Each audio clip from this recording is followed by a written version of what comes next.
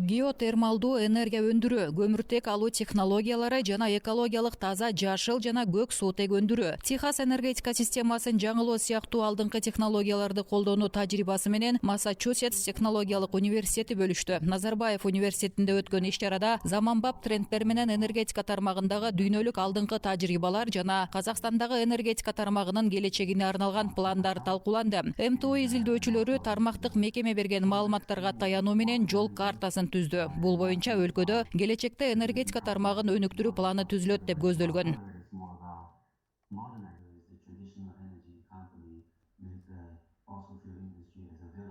Очень важно, чтобы мы как регуляторы выбрали правильную технологическую политику в этих направлениях.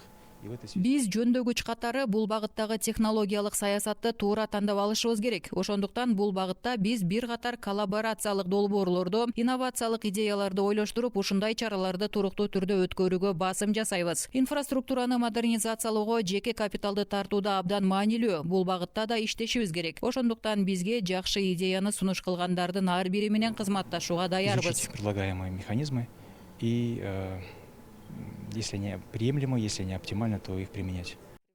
Бул долбоорлор менен иштөөнүн жүрүшүндө биз МТУ профессорлорун тарттык. Алар кубануу менен макул болду. Алар менен биргеликте түзүлгөн программанын жүрүшүндө энергетика тармагында жасалып жаткан алдыңкы дүйнөлүк трендтер жана алдыңкы тажрыйбаларды терең талдап чыктык. Биз бардык тараптарга өз сунушубузду айтканга даярбыз. Жакында биздин топ энергетика министрлиги менен түрдүү сценарийлерди даярдай баштайт.